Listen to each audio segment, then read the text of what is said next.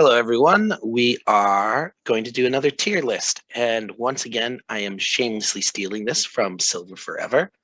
Although this time, he even commented I should do it next. So what we're looking at here is we have all of the 90% circulating silver coins from the United States, constitutional silver, or junk silver as it's often called. So this is 1900 onwards. These are 90% and circulating. There was a lot of non-circulating patterns that were created during that time frame, and there's also two examples that were not 90%. We're going to start smallest to largest, and each one will do oldest to newest. All right, so first we're going to start here with the barber dime. This was produced from 1892 to 1916. If they're in any decent shape, they're a numismatic piece, not something that you're buying for weight or by face value. But they are kind of cool. They're a neat conversation piece. I think I got one. Actually, for the dimes, I might have none now that I think about it. But if I saw it in with everything else, I'd probably get it just for the conversation piece. All right, next up, we have the Mercury dime. The Mercury dime was made from 1916 to 1945. I like this design, and it seems like everyone else does too. People that I talk to that are into US coinage and numismatics, even if they're not into stacking, they like this design. It's nice. It's pretty. People I talk to that are into stacking and don't care for the numismatic side, they like it. I'm putting this in S. I like it. I pick them up whenever I see them for decent prices. I really like it when, you buy a roll or you buy a dollar face value of dimes, and one of these are in there. And now for the most recent, the Roosevelt dime. This is pretty much the same pattern as the US currently uses. It was produced in silver from 1946 to 1964. And then after that, it was produced in base metal. It's silver. There's not really much I can say about it. The design is okay. Yeah, that's about all I can say. They're small, but there used to be silver half dimes, so imagine how small those were. So I'm going to put into C. I don't pull many of these out of my pocket when I go to the United States, but people still find them. Probably popular for coin roll hunting, and a lot of times if I just buy, it's $5 face value of US 90%, it usually has quite a few dimes in it. Not included here, the Roosevelts, they do still make silver proofs. They've done this since 1992. They're 90% silver. I don't think I've ever actually seen one now that I think about it. I know they exist. I don't know what their mintage is, but I know they exist. I've seen the silver proofs for sale, but I don't think I've ever seen the dime proofs for sale. All right, moving on to quarters. We're going to start with the barber quarter. So quarter, 1/4, it's 25 cents, 1/4 of a US dollar. There used to be a 1/5, just like there used to be a half dime, but they never took off. They didn't stick around. They didn't survive into the 1900s. So this is a barber quarter. It was produced from 1892 to 1916. Just like the barber dime, it's something I would maybe pull out one or two if I was sorting through a box and buying by face value, just because they're kind of neat. But if they're in any decent condition, once again, it's a numismatic piece. But they're kind of neat. They're kind of cool conversational pieces, but generally they're kind of like this. The details aren't good.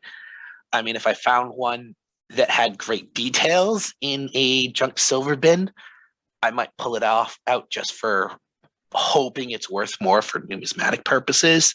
So I guess you always have that. But the majority of them that you're going to see like this, they're just in rough shape. I think the last one I saw for sale, last antiques market I went to. It had a nasty gouge across the face, and they still wanted like 1,000 yen, about $10 for it. Next, Standing Liberty. A little more recent. This would be 1916 to 1930, although they made slight modifications from it from 1917 forward. So I think the first design has some more numismatic value, but I don't actually know a ton about this coin. Um, the the U.S. quarters, I never really got super interested in them. I did collect the states and stuff when I was a kid, but the older stuff, the older numismatic U.S. quarters, I don't know that much about, to be totally honest. Just the basics. I know B looks like a dumping ground for everything old, but I'm gonna put it in there. Um, you know, if I was sorting through a junk bin and I was paying by face value or weight, I might pull out one if I saw it. I'd really pull out one if I saw it and it had great details, but it's not something I love. It would just kind of be a cool conversation piece to go with it. I've got no special love for it. All right, now we have the Washington quarters. So these were 1932 to 1964. I occasionally, last time I was in the US, I think I pulled two of these out of my change. I see them occasionally. Last time I got $1 of US junk silver, it was 2 quarters and 1/2, and they were both Washington quarters. It's really standard, and I don't have much to comment on it. It's just like the dimes. It's really standard because they produced a lot of these. And also, it's the newest, so there's lots of them out there. There's some of them are in better shape than others. Um, Nothing much to say about them. Uh, Also, with the Washington quarters, they still made some in silver for non-circulating. There was a bicentennial they did, 1976, 200 years of the United States. It was a 40%. I've never seen one. No, let me correct that. I've seen them at coin shops. Yeah, they didn't interest me that much. And after from 1992 onwards, they made silver proofs. So they did, all those states, all the national parks. They did a silver version of it. I've seen them for sale before. I don't have any. But I've seen them for sale before on like sites selling bullion. And I guess the big attraction for them is that they're silver and there isn't going to be the wear. However, probably a lot of people look at it and be like, oh, that's a 2002, that's not silver. So I'm not sure if those would actually be the best thing to stack anyways. Yeah. All right, moving on to the halves, we have a few more case options here. All right, so first, of course, the Barbers, 1892 to 1915.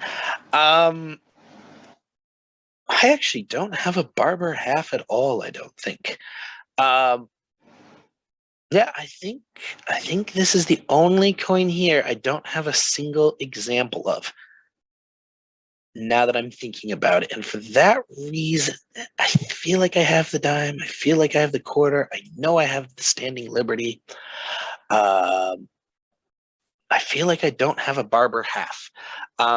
So I guess that puts into an A for me if I saw it in a junk drawer and being sold by, the dollar or the weight. I'd probably pull out the nicest looking one just to have one.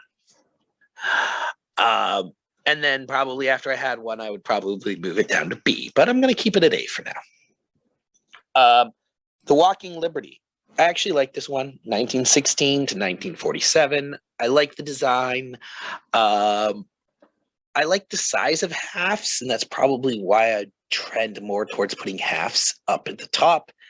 I like the size of them. I like this design. So I'm going to put it up at A. I know a lot of people don't like it, actually, but it's going in A for me. Okay. With the halves, they actually produced a ton of these special edition commemoratives, non-circulatings, basically from between World War I and World War II, and even a little bit after, I think. Then we get to the Franklin. So this is 1948 to 1963. It's got Benjamin Franklin on it, Benny Boy. He's also on the U.S. $100 bill. I just kind of like this design. I like Benjamin Franklin as a person, so that might, as a historical figure, I don't know him personally. Wish I did. So I'm going to put this at S. Once again, the fact that I like the size of U.S. half dollars probably is influencing me a little here. All right. Now to the Kennedy 1964. 1964 was the last year that the U.S. produced 90% circulating silver coinage. Most countries, a lot of countries, they quit off the silver coinage sometime in the 1960s. Where I live in Japan right now, it was 1966. Sometimes in the 60s, if they hadn't done it earlier. These are nice. They look like our current half dollars, but generally they're in good condition. It was the last year that they were made in silver. So, like pretty much every country that switches away from silver in their coinage, these got hoarded. So most of them are actually in really good shape. So after the Kennedy 1964, the Kennedy halves actually continued to be made in silver from 1965 to 1970. However, they were 40% silver. So we're not having that on this list here. Those are some of the more, I feel like, the more likely coins if you look at halves to find. I feel the half is a great denomination. So a lot of times if I'm in the US, I go to a bank, get a roll of halves, check through real quick, see if I get any silver, and then just use them and spend them. Just like the other coins, they make a silver proof. They started in 1992 and produced a silver proof. Once again, I don't think I've ever seen one. I've heard of some of them accidentally getting into circulation and people pulling them out and finding them in their pocket change, but that's not common.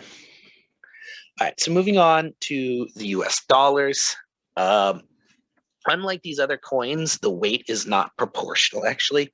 So, for example, 2 US circulating constitutional silver quarters has the same amount of silver as 1/2.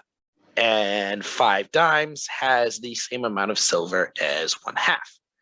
However, this doesn't actually hold true with the dollar coins. They were a little heavier. Let's start with the Morgan. 1878 to 1921. Yeah. So one of the issues with Morgans is there's a lot of times a huge numismatic market, more than any of these other coins, and that attracts fakes. There are probably more fake Morgans than there are fake tits in Vegas. Just the way it is. It's a cool design, but I actually don't really care for it. I know a lot of people love it. I don't. I have a few, and most of the ones I have were ones that were given to me by like grandparents and had been, oh yeah, we were going through an old drawer and we found this. Dylan likes coins. Give it to Dylan. Yeah. I see them for sale occasionally here, and they're usually about 4,000 yen, so about 38-ish US dollars, I guess. And just not worth it to me. All right. Next, we have the peace dollar. So this would have been made 1921 to 1935. Same weight and size as the Morgan. They don't carry as much of a numismatic. Some of it is because they're newer. I don't think there's as much interest. However, I feel like there's more now than when I first got into coins. When I first got into coins, you could get cull peace dollars for, I feel like, not that much over their actual cost of silver in them. But that has changed. They're a neat coin. I like the design better than the Morgans, actually. Um, they've gone up in numismatic value, which is good if you own them. But for buying them now, it's still okay. They're not as faked as the Morgan, which is nice. I've seen some ugly fake Morgans, by the way. I saw this one. So I saw this fake Morgan one time, and they just didn't get the nose right, and it was like the nose was just too big and bulbous, and it was really fat. But yeah, that's beside the point. So these are where I would rate these coins. Now, if I was going to be real fast and add in some of the others. War nickels. I only have one. I have it because it's a conversation piece. I guess I'd pull them out of my change, but don't think I would ever buy them. We'll put this down here.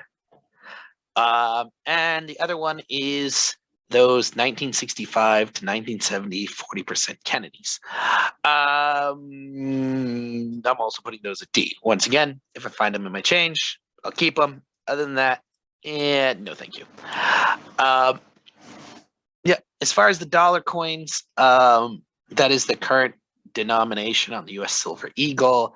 There was also quite a few commemoratives that were made, but those aren't included here. Now, you probably disagree with my list. That's great. You can't give me a thumbs down anymore because of YouTube, but you couldn't go into the comments and tell me why you either agree with me or you don't agree with me.